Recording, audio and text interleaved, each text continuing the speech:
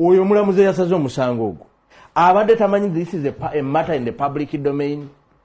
Why do you say that? Akkiriza ntya Mpuuga okukozesa sitaafu we awo aba omusango bwete omumanyi bwete eyaddukira mu kooti yani no tubulire bwete eyaddukira mu kooti bwete sitaafu wa Mpuuga. Roidzon TV kwali webali kubanga wakyagoberera yonna gy'osinzira okubanga gy'otulabira kyokola kya mutawaana nnyo ggwe akyatambula naffe ku mukutu ogwa Roidzon TV. Atanaba kubanga osubscribinga kikole kirira wansi awo olaba ekigambo subscribe kikwateko kwata kade aka notification ogenda kuba ate tomissinga nsonga yonna. Sebambulidde Patrick Nzemberawo okubeera nga ate nkutuusaako ebigambo nga bwe biba bitambudde. We twakomye olunaku olwajjo waliwo amawulire ge twadde tulina okubanga tukuwa ago tugwa kukomerezaawo mu mboozi eno ey'olunaku olwaleero gwampuliriza atanaba kubanga osubscribinga kikole tubeere nga ate tutambulira ddala ffenna ng'ebigambo eby'omukulu ngenda kubanga mbikuwa kyamukoze ojja kukitegeera obadde okimanyi ti Mpuuga ye yeetwala mu kkooti ng'akozesa omukozi we okusinziira ku Honorable Patrick Nsamba. Jjukira omuntu ng'ali ku ddaala ery'okubeera omubaka wa Parliament kiyinza okuba ekizibu ennyo okwogera ebigambo nga si bituufu ate era nga tabirinaako bujulizi. Mukutu gwa Roidzon TV bino byonna ogenda bifuna mu mboozi eno gye nkuleetedde olunaku olwaleero nga sinaba kuwa nsonga ndala nja kukutegeeza nti genda mu comment section teekamu obubaka bwammwe bwe tusembyayo mu buli updates ze tukuleetera. Kakati mu ngeri y'emu mu mboozi eno ogenda kutegeera ekyagudde ku bakozi ba KCCA oba ku bakulu abali mu gavumenti y'eggwanga erya Uganda oluvannyuma lwa kasasiro owe Kiteezi okuyimbulukuka kati nate gye babadde bagenda okutwala kasasiro mu bitundu eby'emukono ebigambo si birungi. Abantu beesuddemu dda akambayaaya beekalakaasizza mu mbeera ey'obunkenke era nga bagamba temugenda kutusiriwalirako mu bigambo byabwe. Ekyokuleeta kasasiro mu kitundu kyaffe ekyo kikafuuwe tetugenda kubeera nga tubikkiriza yadde olunaku n'olumu. Mukutu gwa Roidzon TV atana subscribinga kikole kirira wansi awo olaba ekigambo subscribe kikwateko kwata kade aka notification obeera tomissinga nsonga yonna. Mu ngeri y'emu genda otuwe ekigalo kubanga gy'okoma okulayikinga nga bwentera okugamba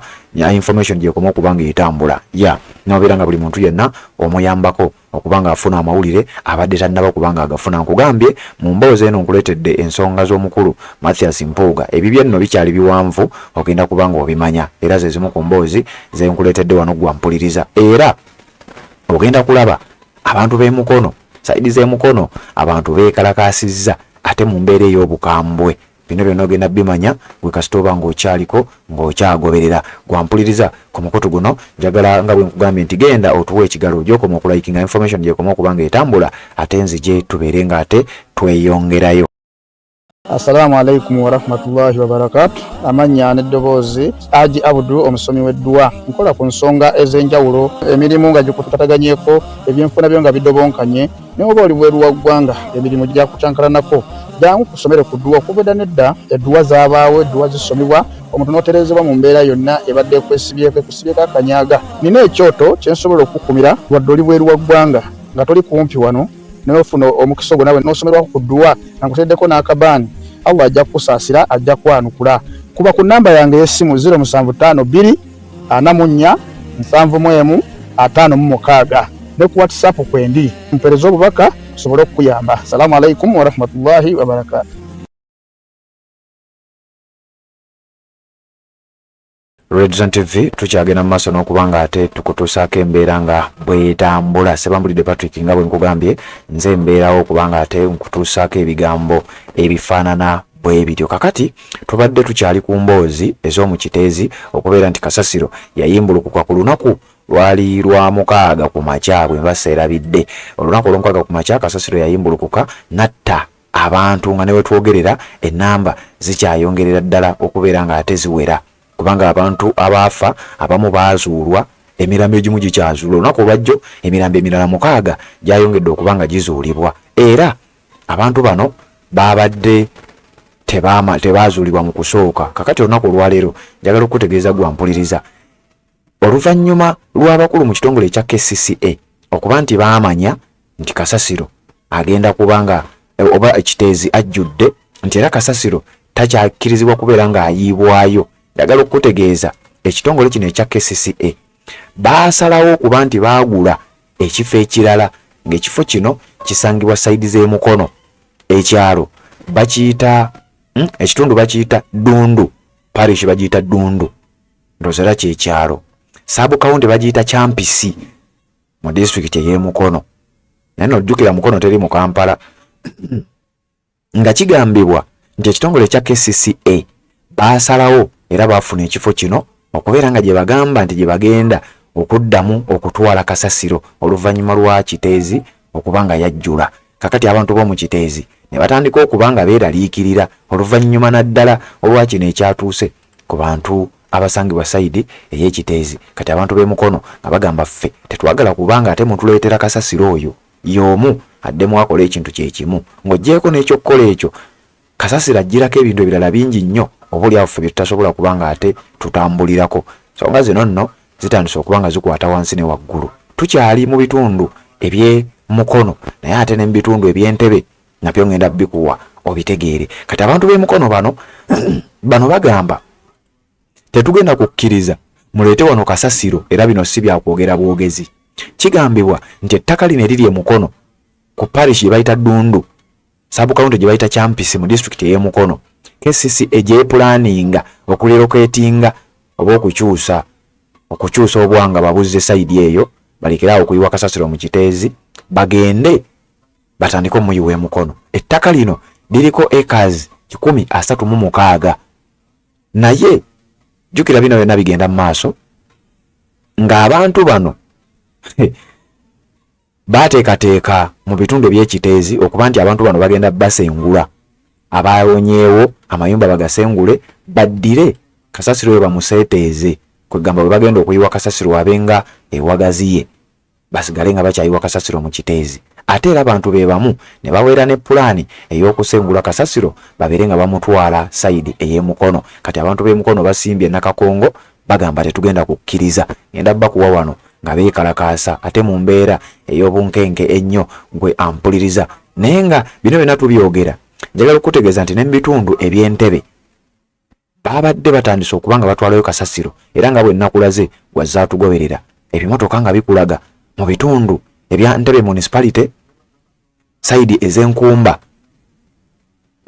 KCCA ne Katabi Town Council baalabibwako abakulu era nga nayo bagenzeeyo nga nabo bagamba nti tugenda kutandika kasasiro mutwala emukono ate era mu ngeri y'emu tubeere nga tumutwala n'ene Ntebbe mu bitundu eby'enkumba Town Council. Kakati bano abantu baayo basimbye Nakakongo naye ate bo ab'emukono baataddewo n'embeera ey'okwekalakaasa nga bagamba tetugenda kukkiriza temutuleetera kasasiro mu kitundu kyaffe kubanga tulabye ekigudde mu Kiteezi kirabika kye mwagala otuleetera kambikuwe nzije tubeere nga tweyongerayo.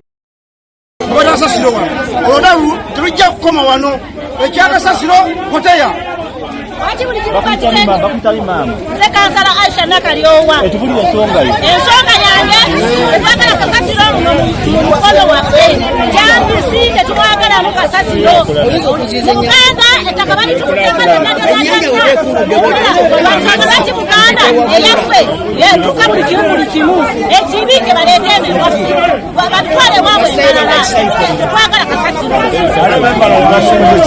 atwale tuli bakoowu tulina amayinja gatutema ebigera ate kati twongeremu kasasiro tetukyazaala balutizi bwatuka tetukyazaala balutizi bwatuka ate kati batwongera kasasiro tetwagala kasasiro bamutwaleko ewalala tetwagala gavumenti weyayu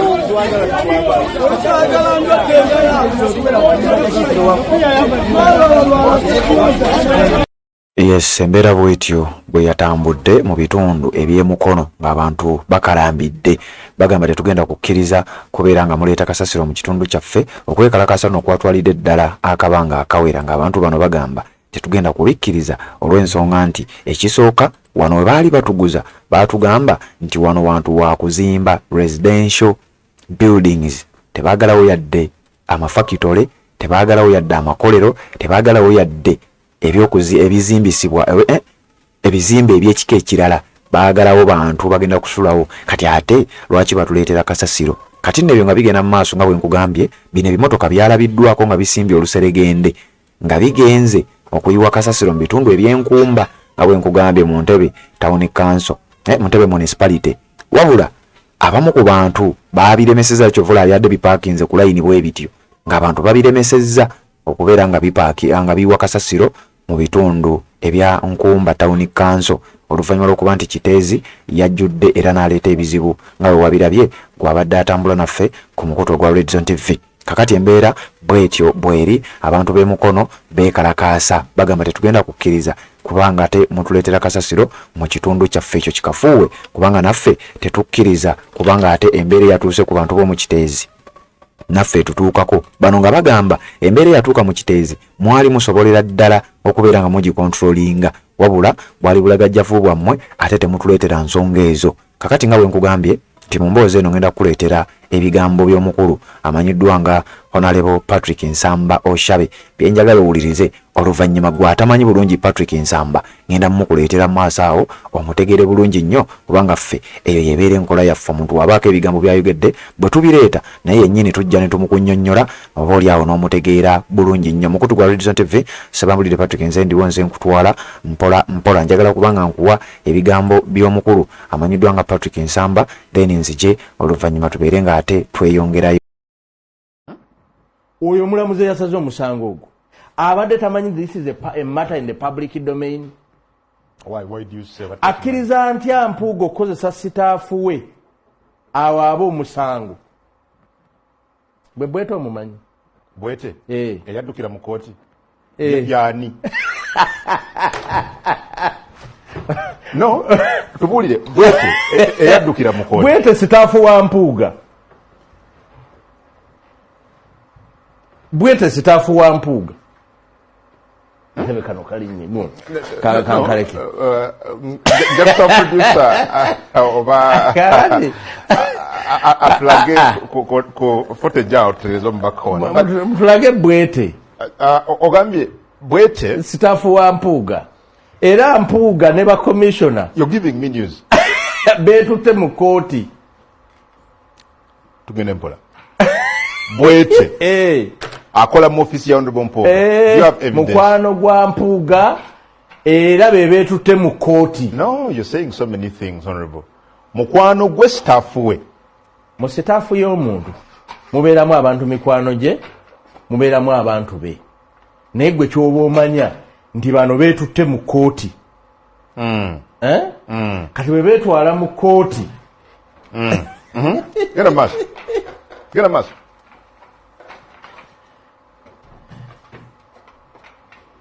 Ab'ebitiibwa beetutte mu kooti bwe beetwala mu kooti waliwo ebintu ebitonotono bye twali badde tusuubira Adamu nakigendererwa kye ky'okwetwala mu kooti anti baagala kooti ruling ejje esazeemu censure motion bo kye babagamba babalowooza nti bwe tubeera ne kooti ruling wano tugenda kusazaamu censure motion naye ku mata eno eri mu public domain Adamu kyali badde kikakata ku Bwete singa abadde Bwete Daniel yaddukira mu kooti Bwete singa tabadde mukozi w'abali amanya abanene ababadde bakomplaininga ku nsonga eno ba witnesses be yali badde ateeka ku musango ogwo nga Bwete awaabira parliamentary commission yali badde taleka Nsamba mabega.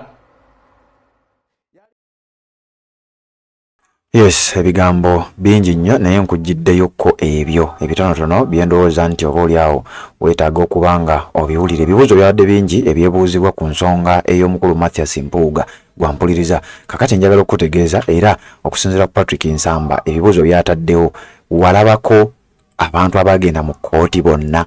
Abantu tebaamanya nti omusango gugenze mu kooti wabula bagenda okukimanya nga bawulira nsala ya kooti etaategeerekese ani yaloopa ani yali omujulizi baani abagenda mu kkooti okuwoza oba okuwera ennemba n'emisango gino byonna bibadde awo nga Patrick Nsamba Oshabe abyebuuza ku nsonga eyo. Kakati nno wano ndowooza ye vidiyo esembyeyo bage mawulire updates zensembyeyo okubanga nkuwa ku nsonga ey'omukulu oyo gye njagala okubanga ate nsaanikira bwe ntyo. Mukutu gwa Red Zone TV bw'otanaba kubanga osubscribe nga kikole kwata kade ka notification abere nga ate tomisinga nsonga yonna.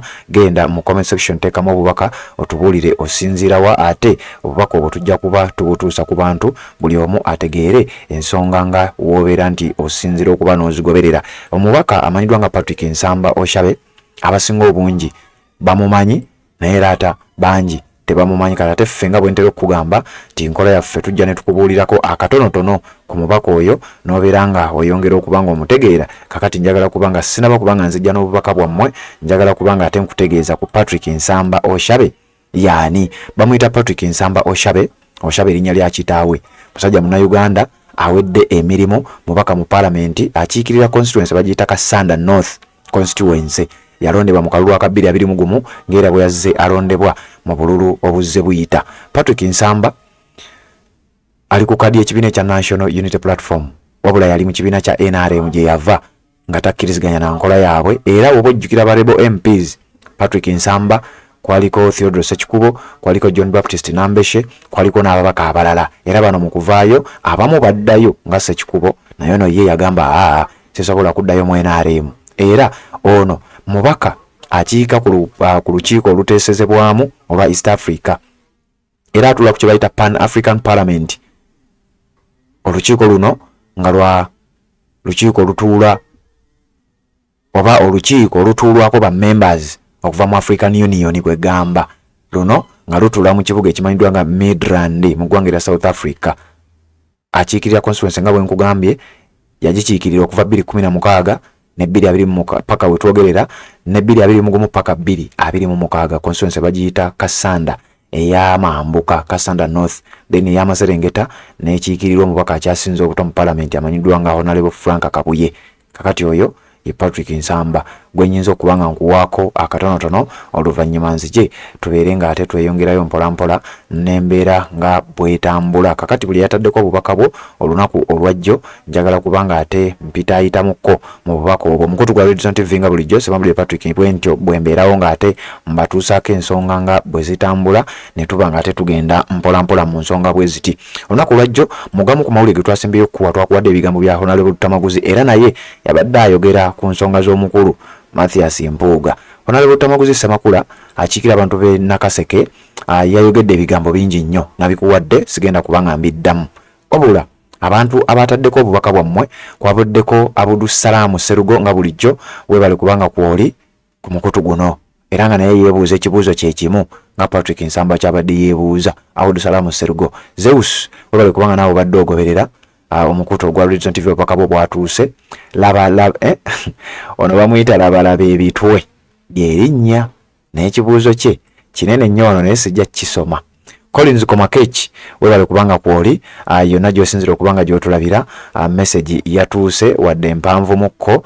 Yabadde agamba Honorable Tamaguzi, we want to know who took him to court. Ndowooza obiwulidde bamuyita Javiira naye mukozi we, omukozi wa Mpuuga, staff wa Mpuuga ye yatwala Mpuuga mu kooti. Onagamba Red Zone TV mwebale kuweereza naye erinnya tolitaddeeko weebale nawe kubanga ogoberera. Mpaji Arosius n'agamba Abaganda muyige ebyobufuzi muve mu kulwanagana. Museveni ye mulabe waffe bw'ati bw'agambye Mpaji Arosius. Message yatuuse weebale kubanga ogoberera. Fazira weebale kubanga naye kwoli message yatuuse. Onagamba mu Uganda buli kimu kisoboka naye erinnya tewalitaddeko. N'agamba ye bamusiima yakola ki nga yali yakayingira office ey'obwa leader of opposition. Yakola ki balyoke bamusiime? Message yatuuse bamuyise Shamusha Gray. Message yatuuse weebale kubanga naawe kwogoberera. Ono bamuyise batya Sebowa Jime weebale kubanga naawe kwoli. Anyway weebale kubanga kwoli yonna gy'osinzira okubanga kwogoberera. Bamuyise Jime Sebowa. Ni ono bamuyise John Baptist Desimanse nagamba Mpuuga you will never gain our trust again bwatyo wagambye. Kakoza Peterson webale kubanga nayo koli message yatuuse. Magi Naka webale kubanga koli message yatuuse. Isaac Mulondo nagamba Redison TV webale kuweereza banna Uganda munange naffe tusiima nnyo kubanga mugoberera. Bamwise Isaac Mulondo kansubire gy'oli oli bulungi n'abantu booli nabo batugambire ku Redison TV tubaagala nnyo. Isaac Mulondo Nalukwago Sara webale kubanga ogoberera message yatuuse ku mukutu gwa Redison TV. Aisha Nakidde Asiati Nakidde webale kubanga kwoli message yatuuse. Kaudu Nabu webale kubanga nayo kwoli message yatuuse. Mariel Mpuuga webale kubanga kwoli message yatuuse. Mariel nagamba kale musajja mukulu Mpuuga weeswaza buli lwoyogera kitegedde. Nasiwa France nagamba mbu ekibiina kinneetondere wabula Mpuuga omanyiira. Nasiwa France bati wagambe message yatuuse.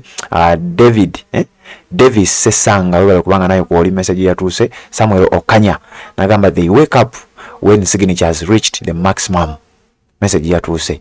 Nawo Kenya Maureen webale kubanga ogoberera message yatuuse. Chamadde Richard webale kubanga ogoberera message yatuuse. Nsenge Patrick ogamba otya webale kubanga kwoli message yatuuse. Carolina Prose webale kubanga kwoli message yatuuse. Nakatebe Vianney nga bulijjo message yatuuse. Namutebi Masitula webale kubanga ogoberera message yatuuse. Nassali Jane webale kubanga kwoli message yatuuse. Nagamba ono Patrick webale kuweereza oli waddala naye tewataddeko linnya naye nga nange nsiima okubanga mubeerako. Sala Kiwanuka finally message yo yatuuse webale kubanga nawe obaddeko. Tuwuliziganye mu updates eziddako mukutu gwa Redison TV. Sebamule Patrick nzemberawo nga bulijjo tuwuliziganye ate kubanga nina byenkuleetera wano byotayagala kuba oba byotasaanye kubeera ng'osubwa. Assalamu alaikum wa rahmatullahi wa barakatuh. Amanya n'eddoboozi Haji Abudu omusomi w'eddua. Nkola ku nsonga ez'enjawulo emirimu nga gikutataganyeko ebyenfuna byo nga bidobonkanye ne oba oli bweru wa ggwanga emirimu gya kucankalanako jangu kusomere ku ddua okubeda nedda eddua zaabaawo eddua zisomebwa omuntu n'oterezebwa mu mbeera yonna ebadde kwesibyeko akanyaga. Nina ekyoto kye nsobola okukumira wadde oli bweru wa ggwanga nga toli kumpi wano n'ofuna omukisa ogwo nawe n'osomerwako ku ddua nga nkuteddeko n'akabaani. Allah ajja kukusaasira ajja kwanukula. Kuba ku namba yange y'essimu 0752 44 71 56 ne ku WhatsApp kwendi mpereza obubaka sobole okuyamba. Assalamu alaikum wa rahmatullahi wa barakatuh.